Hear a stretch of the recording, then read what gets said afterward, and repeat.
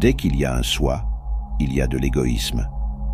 Ces deux choses sont très différentes, néanmoins, elles sont inséparables. Le soi apparaît, puis l'égoïsme suit.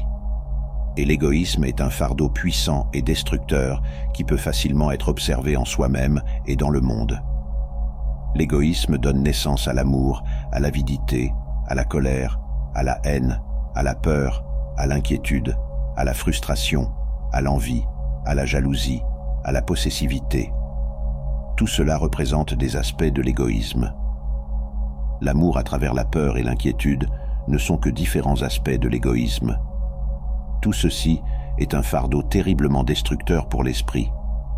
Il alourdit l'esprit. Si nous sortons de nos petits mondes et commençons à observer ce qui se passe réellement autour de nous et aussi en nous, si nous sortons de nos nuages, nous libérons de nos rêveries et regardons vraiment, nous verrons tout cet égoïsme et tout le mal et la douleur qu'il cause, tant à nous-mêmes qu'aux autres. C'est le fardeau de l'égoïsme. L'égoïsme est un terrible fardeau pour le monde entier. Vous pouvez voir que tous les problèmes, tous les conflits, toutes les crises sont le résultat de l'égoïsme.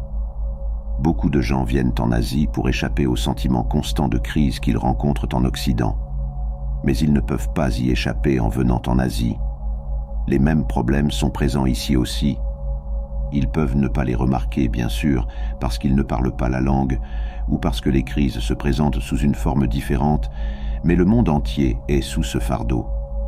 Toutes les crises, les guerres, l'exploitation, la destruction de l'environnement, la pollution, la croissance démographique encore incontrôlée dans une grande partie du monde, l'accumulation de nourriture par certains pays, d'autres pays qui meurent de faim, tout cela peut être ramené à l'égoïsme. Et l'égoïsme dérive de la croyance en un soi ou une âme. Il ne faut pas beaucoup de réflexion. Tant que nous nous accrochons à cette illusion d'un soi, il y aura de l'égoïsme. Et tant qu'il y a cet égoïsme en nous, nous ne pouvons pas blâmer les autres pour l'égoïsme que nous voyons autour de nous. Vous êtes très illusionné si vous pensez que vous pouvez vous séparer de cela. Tout est orienté vers nous-mêmes. Et l'égoïsme empêche l'apparition du Dhamma ou l'accomplissement de ce qui doit être fait. C'est un terrible problème pour tout le monde. L'égoïsme naît à cause de Vedana, les sensations que nous avons envers nos expériences sensorielles. Nous aimons les choses, nous n'aimons pas les choses, nous sommes incertains des choses. Vedana est notre maître. Nous sommes à son service, faisant tout ce qu'il nous dit de faire. Avec l'apparition d'un Vedana vient l'impureté mentale, kilesa, les souillures. Ce sont des choses immondes qui polluent l'esprit. Il y a 3 types fondamentaux de souillures. Le premier est l'oba, essayer d'obtenir, essayer de devenir, essayer de tout récupérer. Ceci est souvent traduit par avidité ou convoitise. Le deuxième, nous l'appelons dosa. C'est l'opposé du premier groupe. Dosa est l'essai de se débarrasser des choses, de les repousser, de les frapper, de les donner des coups de pied, de les tuer. Ceci est généralement traduit par colère, aversion, malveillance ou haine. Le troisième type de souillure est moha, l'esprit qui tourne en rond. Il n'y a ni essai d'obtenir, ni essai de se débarrasser, juste de la confusion. L'esprit ne sait pas quoi faire, alors il tourne en rond. C'est ce que kilesa, l'impureté mentale, fait à l'esprit. Si vous observez l'esprit d'assez près, vous verrez ses souillures en action. Et quand vous verrez vraiment l'esprit souillé, vous saurez quel fardeau il représente, combien il est laid et quels dommages il cause. Tout le monde devrait faire 2 choses au cours de sa vie. La première est de réfléchir à la mort, observer des crânes et des squelettes, et se demander ce que ce sera de s'endormir pour ne jamais se réveiller. Jamais. C'est un sujet de réflexion très sombre, mais c'est comme du fumier. Tout comme le fumier fertilise les plantes, la contemplation de la mort et son acceptation sont très génératrices de vie créative. On en tire des choses merveilleuses. L'autre chose à contempler est de suivre l'idée que vous êtes totalement égoïste, qu'il n'y a rien de bon à dire sur vous, que vous êtes un vaurien complet. Maintenant, quand vous plongez profondément dans la nature de l'égoïsme, que découvrez-vous? Vous dites « Je m'aime si je cherche mon propre avantage. Mais quel est ce moi que j'aime? Que veux-je? Cela devient un puzzle de plus en plus profond. J'ai souvent évoqué cela. Quand vous dites à quelqu'un « je t'aime », c'est toujours un peu déconcertant pour la personne à qui vous le dites. Si vous laissez entendre que vous l'aimez d'un amour pur, désintéressé et sain, elle suspecte automatiquement que c'est un peu hypocrite. Mais si vous dites « je t'aime tellement que je pourrais te manger », c'est une expression, une façon de dire à une personne « tu m'attires tellement que je ne peux pas m'en empêcher. Je suis complètement renversé par toi. Je suis perdu. » Et les gens aiment ça. Alors ils sentent qu'ils sont vraiment aimés, que c'est absolument authentique. Mais maintenant, je t'aime tellement que je pourrais te manger. Que diable est-ce que je veux?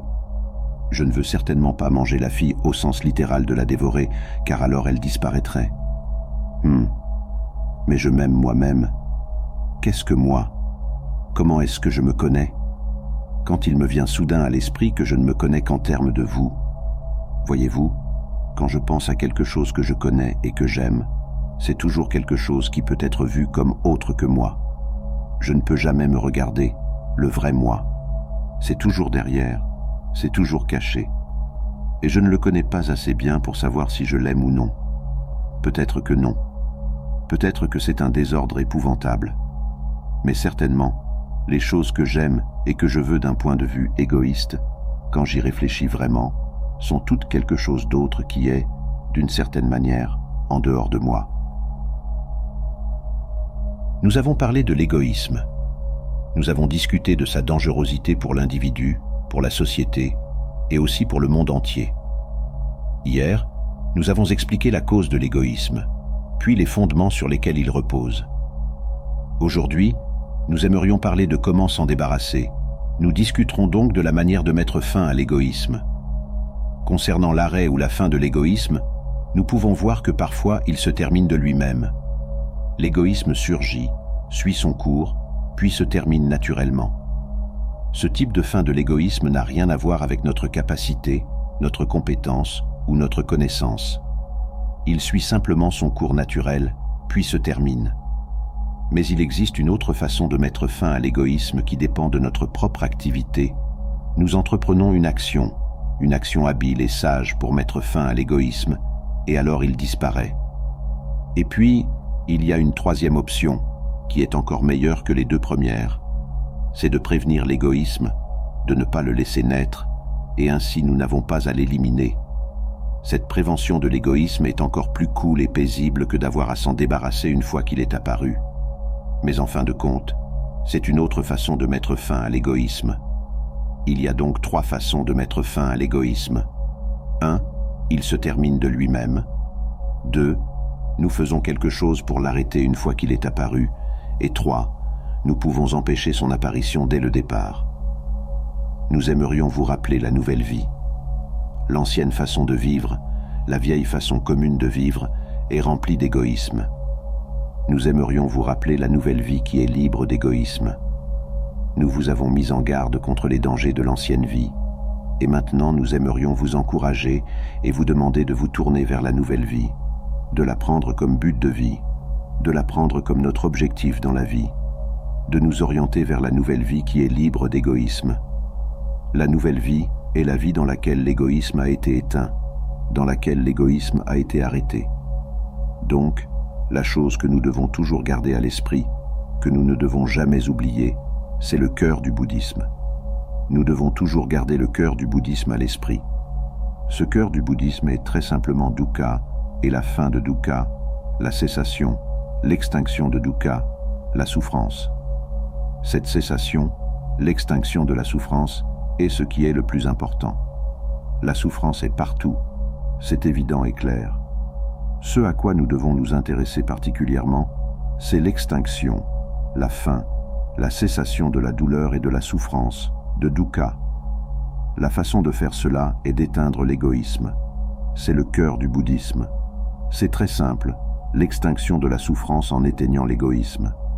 C'est ce que nous devrions toujours garder à l'esprit. Pour exprimer ce cœur du bouddhisme de manière un peu plus concise, nous pouvons dire que s'il y a attachement aux choses, alors il y a souffrance. Quand il n'y a pas d'attachement à quoi que ce soit, alors il n'y a pas de souffrance. Nous pouvons essayer de l'exprimer encore un peu plus concisément.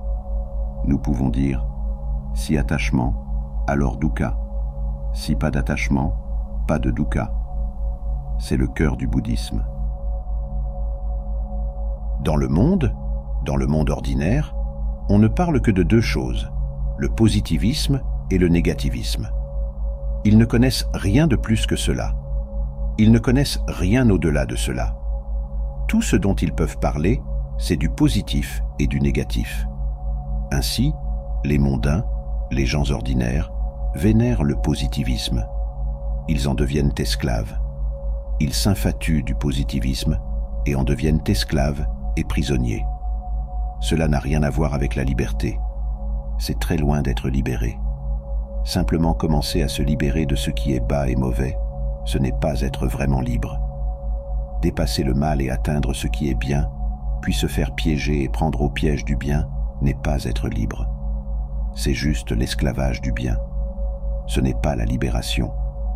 Pour une véritable libération, nous devons aller au-delà du mal, puis au-delà du bien, et même au-delà du meilleur. Transcender tout cela pour être au-dessus, au-delà du positif et du négatif. Quand il y a encore un soi, un ego, le sentiment que je suis, alors l'esprit est asservi au positivisme et au négativisme. Mais quand l'esprit abandonne cette pensée égoïste, il transcende même le positif, même le meilleur, et alors il y a libération. Quand l'esprit est encore pris au piège des pères dualistes, des pères d'opposés, de n'importe laquelle de ces pères, alors il n'est pas libre et vide. Que ce soit la paire du positif et du négatif, ou de l'optimisme et du pessimisme, ou du plus et du moins, ou de n'importe lequel de ces dualismes, alors l'esprit est piégé, il n'est pas libre. Pour être vraiment libéré, pour être vraiment émancipé et sauvé, l'esprit doit aller au-delà même du positif pour être libre. Pour ceux d'entre vous qui ont connu un enseignement chrétien ou judéo-chrétien, nous aimerions que vous vous remémoriez l'enseignement le plus important de toute la Bible, l'enseignement le plus spécial et merveilleux qui est aussi le cœur du bouddhisme dans la Bible chrétienne. Rappelez-vous le premier enseignement que Dieu a donné à Adam et Ève, qui était l'avertissement de ne pas manger du fruit de l'arbre de la connaissance du bien et du mal. C'est la première chose que Dieu a enseignée à l'homme, de ne pas manger le fruit de cet arbre de la connaissance du bien et du mal, parce que quand nous connaissons le bien, nous nous y attachons. Quand nous connaissons le mal, nous nous y attachons, et alors nous devenons esclaves du bien et du mal. Nous devenons piégés par le positivisme et le négativisme. Dès le tout premier chapitre de la Genèse, il y a cet avertissement de Dieu lui-même, pas indirectement par Jésus-Christ, mais directement de Dieu, le tout premier enseignement donné à l'humanité. Maintenant, nous avons vu qu'il y a une réciprocité, une interdépendance totale et mutuelle entre ce que nous appelons le soi et ce que nous appelons l'autre. C'est la chaîne et la trame. Et donc, si vous êtes parfaitement honnête en vous aimant vous-même et que vous ne retenez pas vos coups, que vous ne prétendez pas être autre chose que ce que vous êtes exactement, vous découvrez soudain que le soi que vous aimez, si vous allez vraiment au fond des choses, est l'univers. Vous n'aimez pas tout, vous êtes sélectif à ce sujet. Comme nous l'avons vu au début, la perception est une sélection. Mais dans l'ensemble, vous vous aimez en termes de ce qui est autre, car ce n'est qu'en termes de ce qui est autre que vous avez un soi. Alors, je pense que l'une des très grandes choses que Carl Jung a apportées à la compréhension de l'humanité est le concept de l'ombre. Que tout le monde a une ombre, et que la tâche principale du psychothérapeute est de faire ce qu'il appelait intégrer le mal, c'est-à-dire mettre le diable en nous dans sa fonction appropriée. Parce que, voyez-vous, c'est toujours le diable, celui qui n'est pas reconnu, le paria, le bouc émissaire, le salaud, le méchant, vous voyez, le mouton noir de la famille. C'est toujours de ce point, que nous pourrions appeler la mouche dans le pot d'onguent, vous voyez, que vient la génération.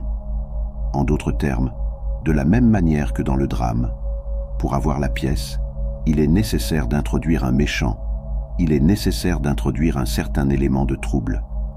Ainsi, dans tout le schéma de la vie, il doit y avoir l'ombre, car sans l'ombre, il ne peut y avoir de substance. C'est pourquoi il y a une association très étrange entre le crime et toutes les choses vilaines, et la sainteté. Vous voyez, la sainteté est bien au-delà du bien. Les bonnes personnes ne sont pas nécessairement des personnes saintes. Dans les textes bouddhistes, il est dit que les devas, les êtres divins, les vies célestes, sont les plus effrayés par le non-soi. Plus la vie est bonne, meilleure est sa vie, plus elle est élevée, heureuse et exaltée, plus on a peur du non-soi. Les différentes idées sur les êtres célestes et ainsi de suite, sur les vies divines, ce sont celles qui ont le plus peur parce que leurs vies sont si agréables, si belles, qu'elles sont si bonnes, qu'elles deviennent très attachées à cette bonté, et cela conduit simplement à avoir peur.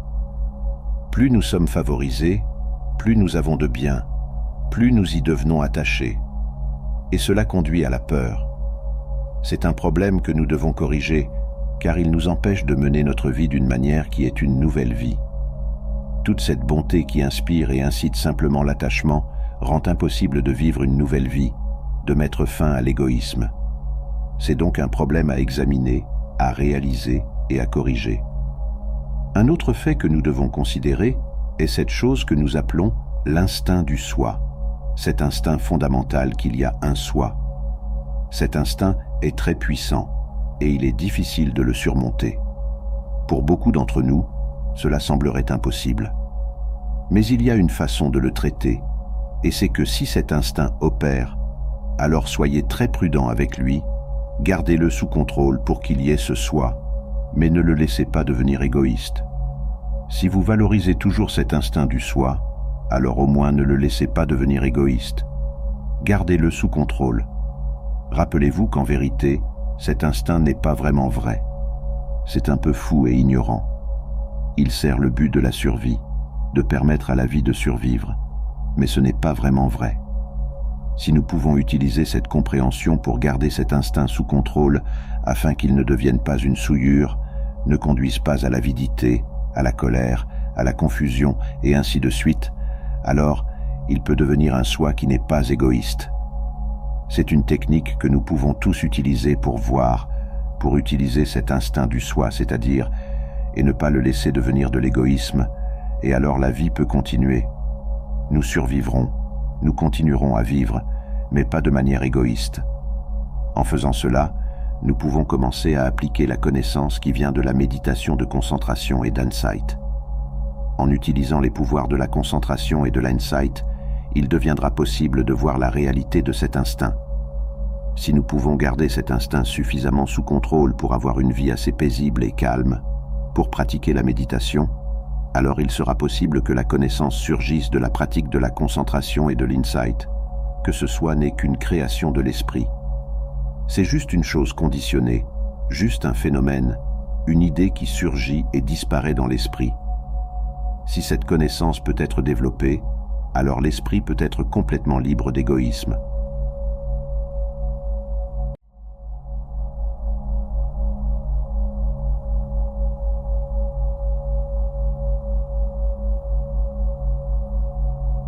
La philosophie du Tao est l'un des deux grands composants principaux de la pensée chinoise. Il existe bien sûr un certain nombre de formes de philosophie chinoise, mais deux grands courants ont profondément façonné la culture de la Chine, à savoir le taoïsme et le confucianisme. Ils jouent un curieux jeu l'un avec l'autre. Permettez-moi de commencer par dire quelque chose sur le confucianisme, qui trouve son origine chez Confucius, qui a vécu approximativement un peu après 630 avant J.C. On suppose souvent qu'il a été contemporain de Lao Tse, le fondateur supposé de la voie taoïste, mais il semble plus probable que Lao Tse ait vécu après 400 avant J.C., selon la plupart des érudits modernes. Le confucianisme n'est pas une religion. En effet, le mode de vie confucéen est destiné aux personnes impliquées dans le monde. Le mode de vie taoïste est destiné aux personnes qui se libèrent. Maintenant, comme nous le savons dans notre propre époque moderne, il existe divers moyens de se libérer du mode de vie régulier, disons inspiré, des États-Unis. Si vous voulez suivre ce mode de vie, c'est très simple. Vous allez au lycée et à l'université, Puis vous vous lancez dans une profession, vous possédez une maison ou un appartement, vous fondez une famille, vous avez une ou deux voitures, et le tour est joué. Mais beaucoup de gens ne veulent pas vivre de cette manière. Et il existe de nombreuses autres façons de vivre en dehors de cela.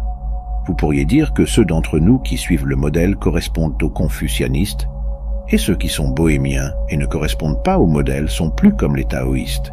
Parce que le taoïsme est en réalité dans l'histoire chinoise une manière de vivre pour les personnes âgées.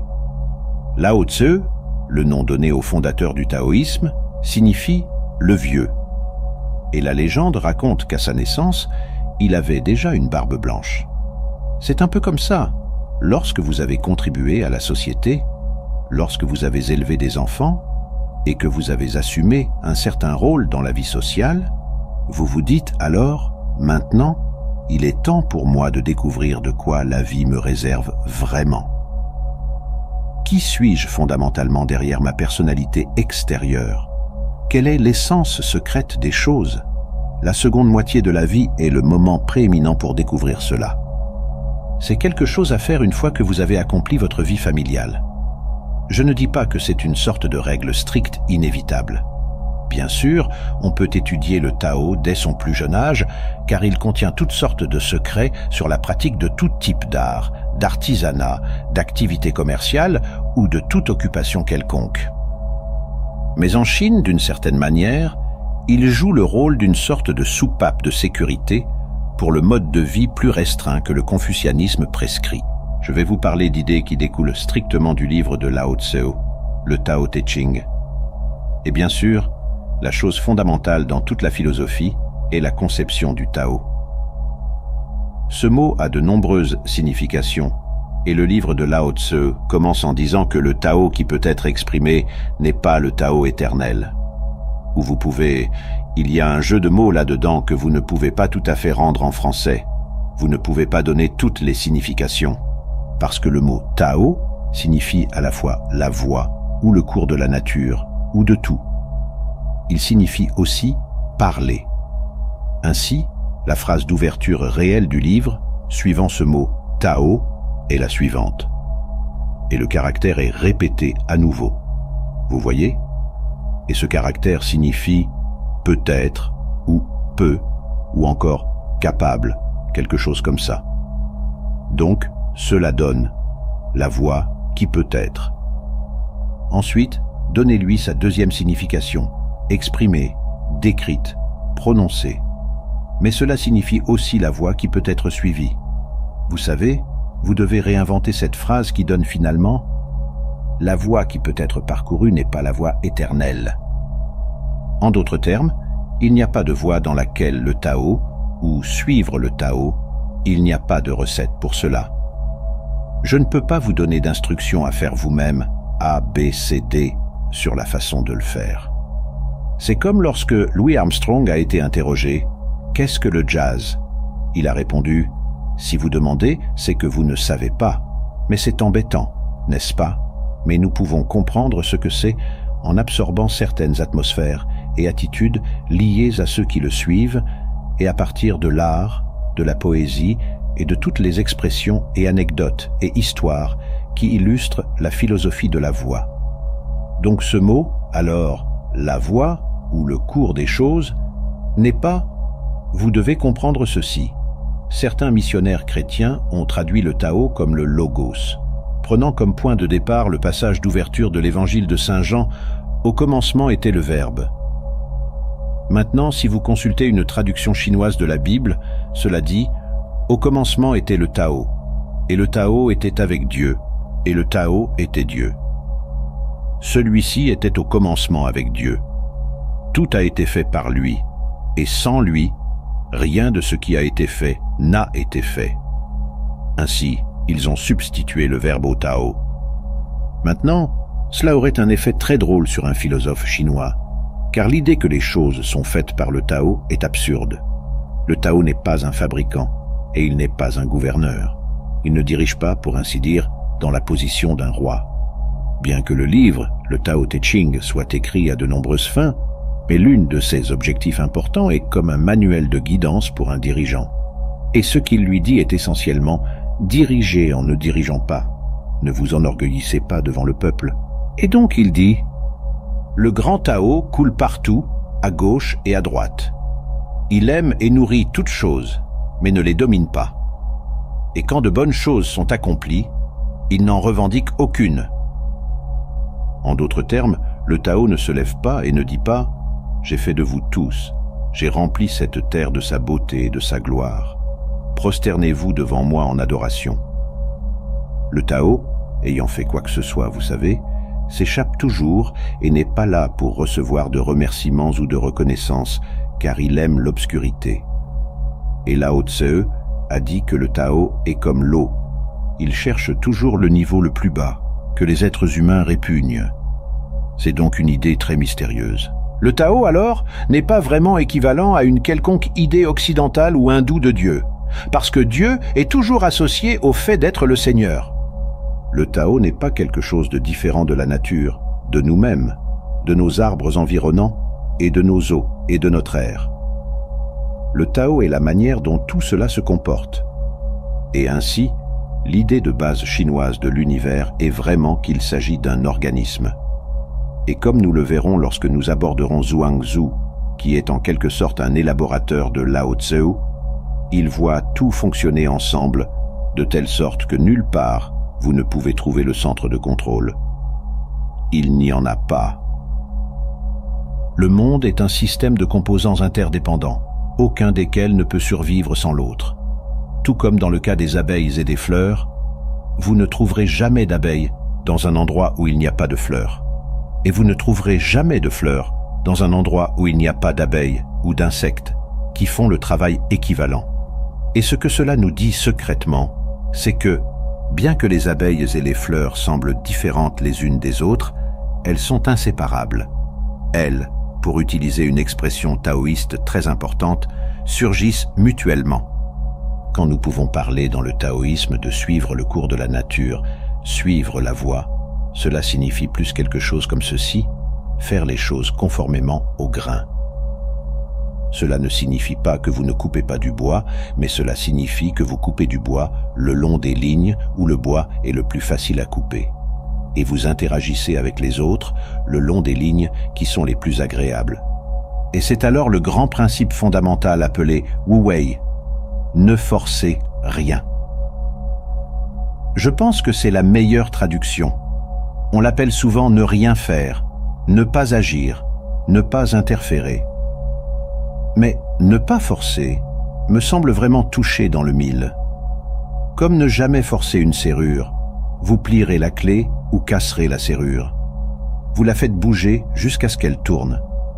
Donc, Wu Wei est toujours agir conformément au modèle des choses telles qu'elles existent. Ne pas imposer à une situation une sorte d'ingérence qui n'est pas vraiment conforme à la situation. Par exemple, nous avons un bidonville, et les gens ont des difficultés, et ils ont besoin d'un meilleur logement. Maintenant, si vous arrivez avec un bulldozer et démolissez le bidonville, et que vous le remplacez par quelque idée imaginative d'architecte de ce qu'est un immeuble d'appartement efficace pour stocker les gens, vous créez un désordre total, un chaos complet. Un bidonville a ce que nous appellerions une écologie. Il a un système de relations très complexe qui fait qu'il est déjà en marche, même s'il ne va pas très bien. Quiconque veut changer cette situation doit d'abord devenir sensible à toutes les conditions et relations qui s'y déroulent. Il est donc extrêmement important d'avoir ce sentiment de l'interdépendance de chaque forme de vie vis-à-vis de chaque autre forme de vie. Comment, par exemple, nous cultivons des animaux que nous mangeons et nous en occupons et les faisons prospérer et veillons à ce qu'ils se reproduisent en quantité raisonnable. Nous ne le faisons pas très bien, en fait. Surtout des problèmes se posent au sujet des approvisionnements en poissons dans l'océan. Toutes sortes de choses. Mais vous devez voir que la vie, que le soi-disant conflit entre diverses espèces, n'est pas vraiment une compétition. C'est un système très étrange d'interrelation, de choses se nourrissant mutuellement et se cultivant mutuellement en même temps. L'idée de l'ennemi amical, de l'adversaire nécessaire qui fait partie de vous. Vous avez des conflits dans votre propre corps. Toutes sortes de micro-organismes se mangent mutuellement. Et si cela ne se produisait pas, vous ne seriez pas en bonne santé. Donc, toutes ces interrelations, qu'elles semblent être des relations amicales, comme entre les abeilles et les fleurs, ou des relations conflictuelles, comme entre les oiseaux et les vers, ce sont en fait des formes de coopération. Et c'est l'interémergence mutuelle. Vous devez comprendre cela comme base, appliquer ce ne pas forcer quoi que ce soit, et vous obtenez la spontanéité, une vie qui est si d'elle-même, qui est naturelle, qui n'est pas forcée, qui n'est pas excessivement consciente d'elle-même. Parce que nous sommes tous un flux constant, et la continuité de la personne du passé au présent jusqu'au futur est aussi illusoire, à sa manière, que le mouvement ascendant des lignes rouges sur un barbier rotatif. Vous savez, ça tourne, et tout semble monter ou descendre selon le cas. Mais en réalité, rien ne monte ni ne descend. Donc, lorsque vous jetez un caillou dans l'étang et que vous créez des ondes concentriques, il y a l'illusion que l'eau s'écoule vers l'extérieur. Et en réalité, aucune eau ne s'écoule vers l'extérieur. L'eau monte et descend simplement. Ce qui semble se déplacer vers l'extérieur, c'est la vague, pas l'eau. L'argument est donc le suivant. Tant que vous êtes dans le présent, il n'y a pas de problème. Les problèmes n'existent que lorsque vous permettez à la présence de fusionner. De même, les corvées de la vie quotidienne, elles deviennent intolérables lorsque tout est lié. Tout le passé et le futur. Vous le ressentez vous tirer dans tous les sens. Supposons que vous vous réveilliez le matin et que ce soit un beau matin. Prenons aujourd'hui, ici et maintenant. Nous sommes dans un endroit paradisiaque et certains d'entre nous doivent aller travailler lundi. Est-ce un problème? Pour beaucoup de gens, oui. Cela gâche le goût de ce qui se passe maintenant. Lorsque nous nous réveillons au lit le lundi matin et pensons aux divers obstacles que nous devons surmonter ce jour-là, immédiatement nous nous sentons tristes, ennuyés et dérangés, alors que nous sommes simplement allongés dans le lit. N'est-ce pas formidable? Vous voyez, nous nous sommes complètement débarrassés de la personne dans le piège, celle qui domine le monde ou qui en souffre. Elle a disparu, elle n'a jamais été là. Et quand cela se produit, vous pouvez jouer à n'importe quel jeu de vie que vous voulez. Relier le passé, le présent et le futur. Jouer des rôles. Mais vous savez, vous avez percé à jour cette grande, il l'appelle la grande imposture sociale. Celle qui accumule, possède, des expériences, des souvenirs, des visions, des sons. Et à partir de là, d'autres personnes, des possessions, etc. En construisant toujours cette idée de soi-même comme le détenteur de tout cela.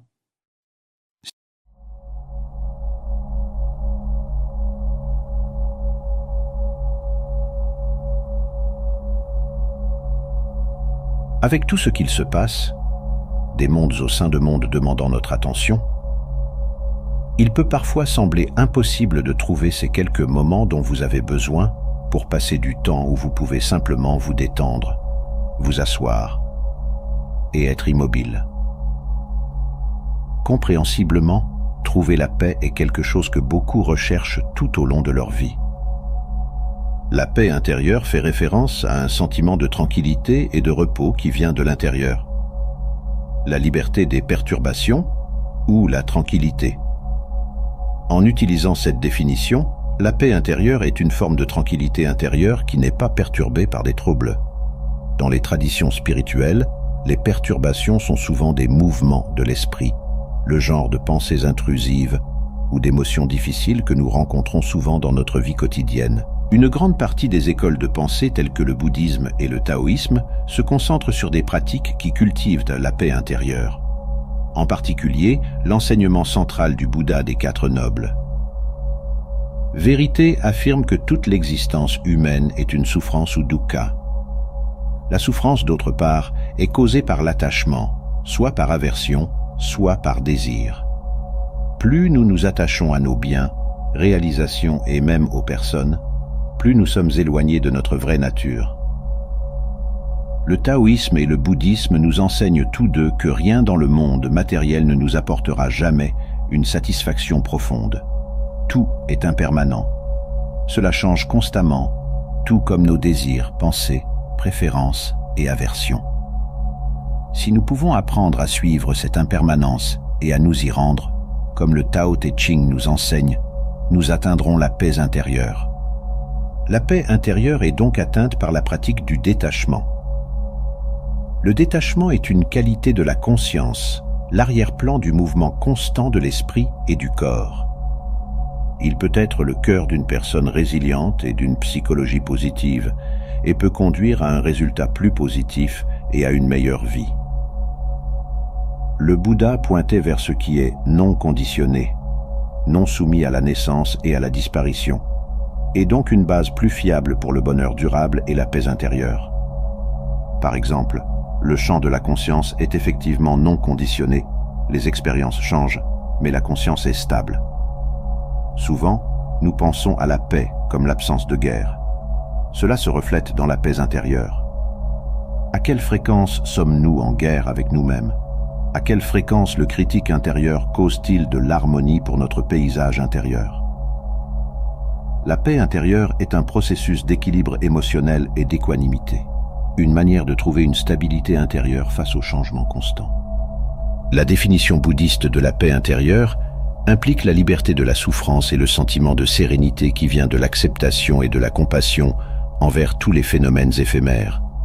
Ces phénomènes éphémères incluent le bonheur, d'où la nature contre-intuitive de la recherche de la paix intérieure. Il y a une raison pour laquelle la paix intérieure est ancrée dans la sagesse religieuse ou philosophique. Sa nature est difficile à comprendre avec l'intellect seul. Atteindre la paix intérieure n'est pas seulement un exercice intellectuel, mais une pratique incarnée. Le Tao décrit comment, comme la nature, on devrait être en équilibre, en harmonie et simple. Le verset 37 du Tao Te Ching cite comment les gens seraient satisfaits de leur vie simple et quotidienne, en harmonie et libres de désir. Quand il n'y a pas de désir, toutes choses sont en paix. La vision du monde taoïste est enracinée dans une observation étroite des motifs de changement qui existent dans le monde naturel. Lao Tzu préconise de vivre naturellement et librement comme vous êtes vraiment, plutôt que comme on vous dit d'être. Nous sommes tous un avec le Dao, donc suivre le flux du Dao signifie être naturel, observer la simplicité et la non-action ou la non-ingérence au lieu d'agir par l'ego et le désir. Vivre en accord avec le Dao au niveau personnel se propage dans le monde dans lequel nous vivons, car tout ce qui existe entre le ciel et la terre émane de la même étoffe de l'existence. Le Dao est une symphonie dans laquelle nous sommes chacun un instrument, et être naturel signifie jouer les notes en harmonie avec la musique de l'univers. Le Tao Te Ching ne présente pas d'instructions ou de techniques spécifiques pour devenir ce qu'il appelle un Shengren, un sage qui a réalisé le Dao. Cependant, il décrit comment un sage se comporte. Par exemple, il affirme qu'on ne devrait pas forcer les choses, mais plutôt être tranquille, n'avoir aucun désir, se comporter naturellement et vivre simplement. Cela affectera à son tour l'environnement social et politique du sage. Les paroles du Tao Te Ching sont aussi pertinentes aujourd'hui qu'elles l'étaient il y a plus de 2000 ans, et elles peuvent être mises en pratique dans nos vies modernes. Les pratiques suivantes sont issues du grand sage taoïste Lao Tzu afin de cultiver la paix intérieure. Une chose importante à garder à l'esprit est la respiration et la recentration. Pouvez-vous équilibrer votre force vitale et embrasser l'un sans séparation? Pouvez-vous contrôler votre respiration doucement, comme un bébé? Pouvez-vous clarifier votre vision sombre sans tache? Chapitre 10, le Tao Te Ching. Le Tao Te Ching affirme que l'autoculture entraînera la paix intérieure et la paix dans la société. L'autoculture taoïste se manifeste dans sa profusion de formes de méditation et de qigong, des pratiques qui focalisent notre conscience sur notre respiration et le flux de qi ou d'énergie vitale à travers nos corps. Ces techniques sont basées sur les théories présentées dans le Huangdi Neijing, le classique interne du Jaune Empereur, qui est un ancien texte chinois, traité comme la source doctrinale fondamentale de la médecine chinoise. l'idée fondamentale du Qigong et de la médecine chinoise, acupuncture et herboristerie, est que le qi équilibré et fluide entraîne la santé, tandis que le qi stagnant ou déséquilibré conduit à la maladie. Cela est vrai non seulement au niveau du corps humain, mais aussi en termes de paysages naturels. Montagnes, rivières, forêts et de structures fabriquées par l'homme, maisons, immeubles de bureaux et parcs. De la même manière qu'un acupuncteur diagnostique des déséquilibres énergétiques et travaille à rétablir le qi fluide dans le corps humain, de même le praticien de Feng Shui perçoit des déséquilibres énergétiques dans les paysages naturels ou fabriqués par l'homme, puis applique diverses techniques pour remédier à ces déséquilibres. Dans les deux cas, l'objectif est d'établir un flux d'énergie plus ouvert dans l'environnement interne ou externe particulier et, par conséquent, d'atteindre la paix intérieure et éventuellement de reconnaître notre unicité avec le Dao. Vous pouvez commencer à cultiver la santé en vous concentrant sur votre respiration. Embrasser l'unité sans séparation signifie unifier et harmoniser votre esprit et votre corps afin que vous puissiez vous connecter à votre esprit, qui est votre lien direct avec le Dao. Lorsque vous êtes dans un état stressant, votre respiration devient rapide et superficielle, et votre rythme cardiaque s'accélère. Une respiration rapide et superficielle rend plus difficile le travail de vos poumons, qui consiste à fournir à votre corps de l'oxygène et à éliminer les déchets et les toxines de votre circulation sanguine. La privation d'oxygène permet à ces toxines de s'accumuler dans votre corps, sollicitant votre système immunitaire. Une mauvaise alimentation en oxygène peut conduire au vieillissement prématuré et à la perte de vitalité, et est liée à une augmentation des crises cardiaques et des AVC.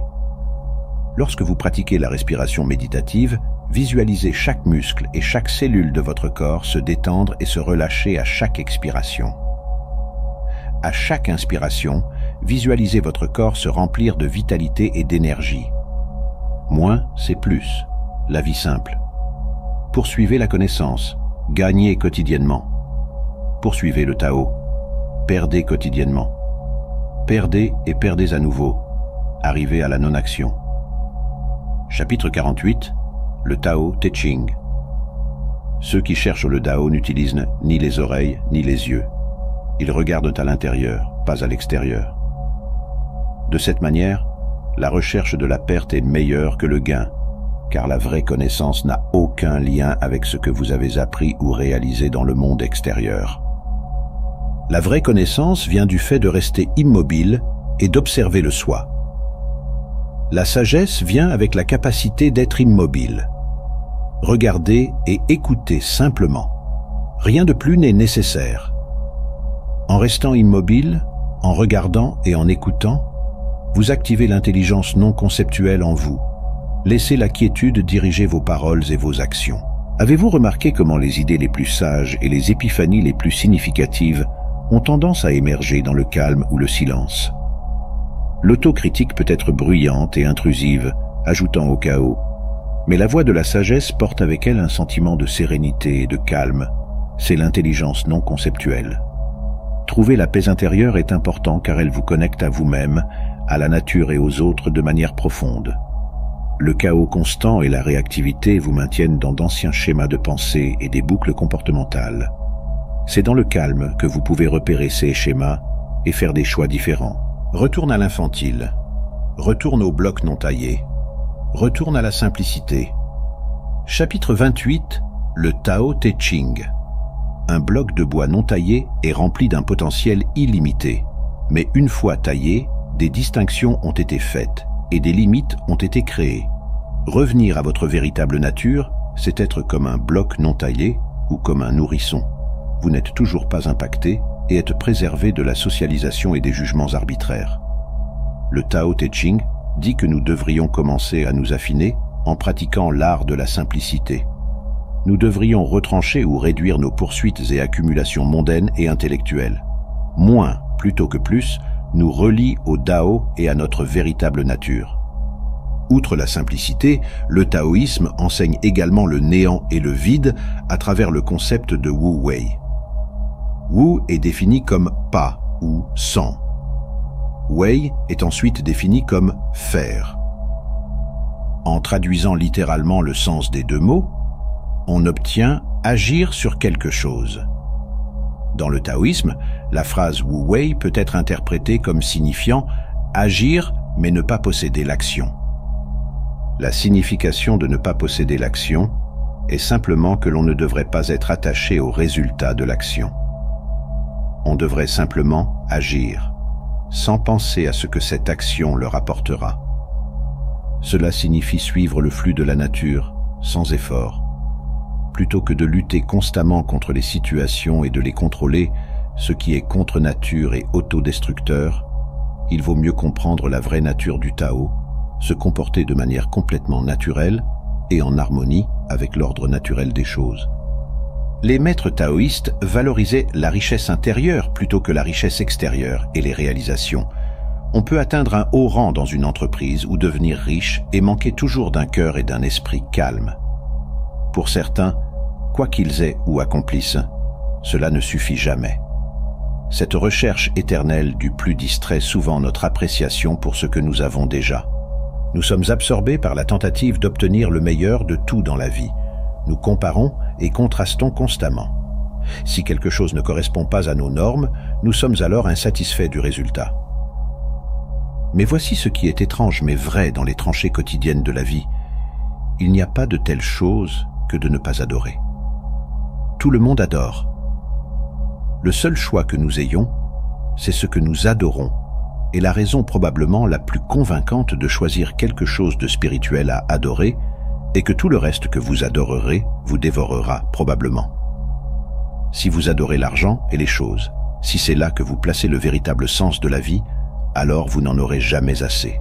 Adorez votre propre corps et votre beauté et votre séduction sexuelle, et vous vous sentirez toujours laid, et lorsque le temps et l'âge commenceront à se montrer, vous mourrez 1 million de morts avant qu'ils ne vous plantent enfin. À un niveau, nous le savons déjà.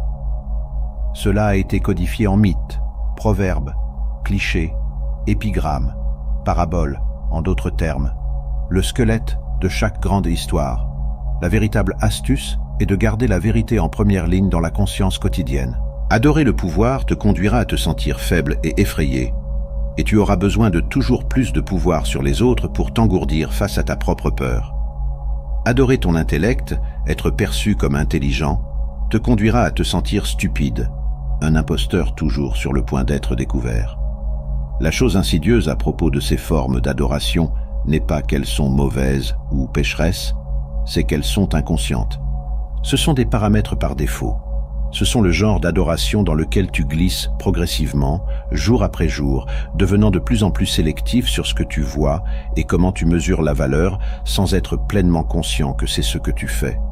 Et le prétendu monde réel ne te découragera pas d'agir selon ton paramétrage par défaut, car le prétendu monde réel des hommes, de l'argent et du pouvoir tourne gaiement avec le carburant de la peur, de la colère, de la frustration, de la convoitise et de l'adoration de soi. La pensée taoïste dit que nous devrions nous débarrasser de ces envies ou désirs de la vie. Lorsque nous nous limitons à nos plus grands désirs, nous sommes capables d'atteindre des moments de la plus pure simplicité. Conquérir les autres nécessite de la force. Se conquérir soi-même est une véritable force. Savoir ce qui est suffisant est une richesse. Chapitre 33. Tao Te Ching. Il n'y a pas de plus grand malheur que de ne pas savoir ce qui est suffisant. Il n'y a pas de plus grande faute que le désir de réussite. Par conséquent, savoir que suffisamment est suffisant est toujours suffisant. Chapitre 46. Tao Te Ching.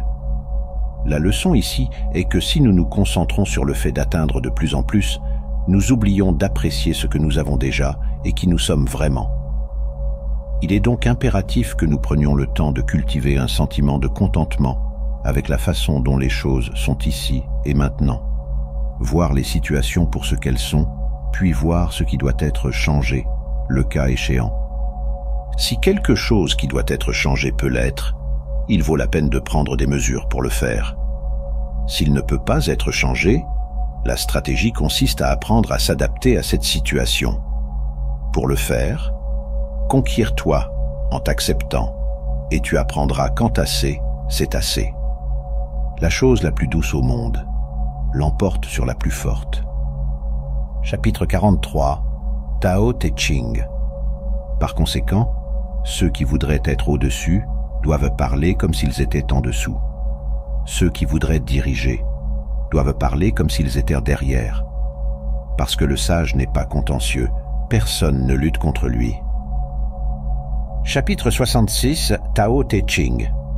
Wang Tao a dit 8 pieds d'eau peuvent faire flotter un navire de 1000 tonnes.